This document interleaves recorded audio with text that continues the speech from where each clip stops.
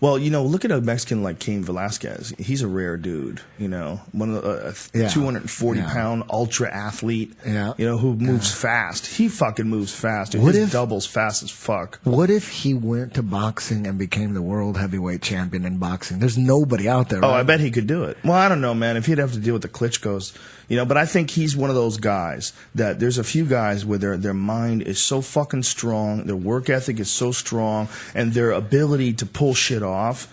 Like Cain has got this fucking wicked belief in himself, man. You can see it in that dude's eyes before he goes out there and fights. And he's got that big Incan head. Yep. You know what I mean? And he's a fucking super athlete, man. He doesn't look like, your standard super athlete. Like he doesn't have like super low body fat. He doesn't have like a ridiculous six-pack and veins everywhere. He doesn't look like a Kevin Randleman. But that's also one of the reasons why the motherfucker never gets tired.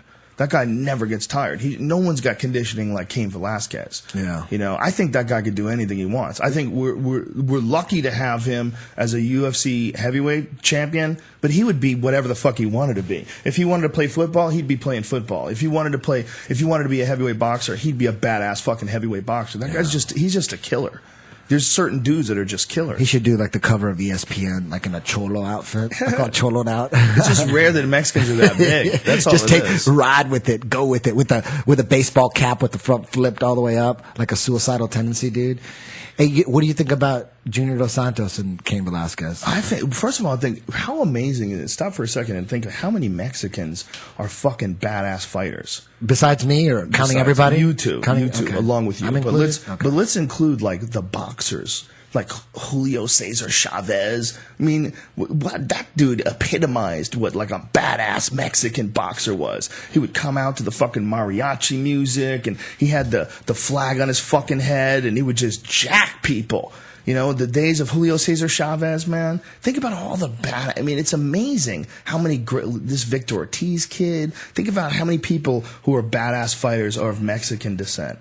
It's amazing numbers, man. Yeah, I think it's because it's the closest third world Latin country to Vegas. It's the closest one. You know what I mean? Yeah.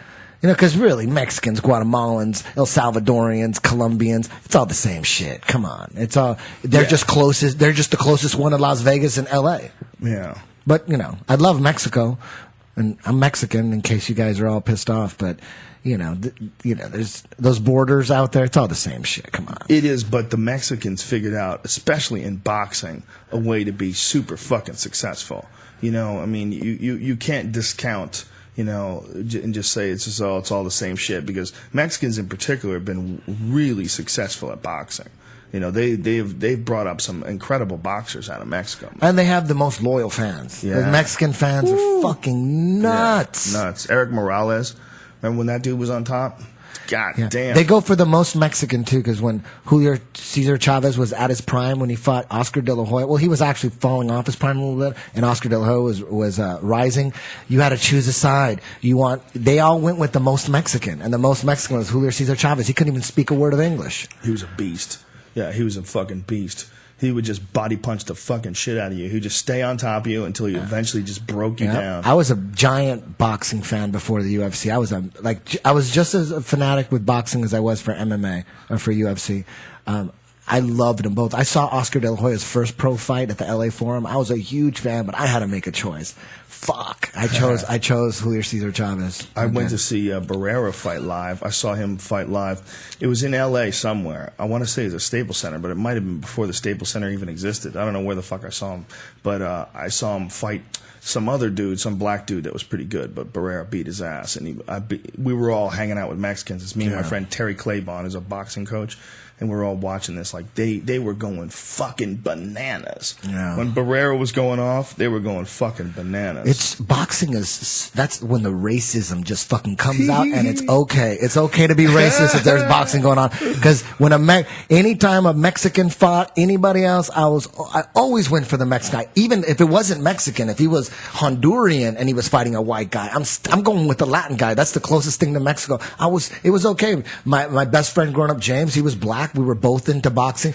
He always went for the black guy. I always went for the Mexican guy. Always. He never went for the Mexican guy and I went for the black guy. And it was okay.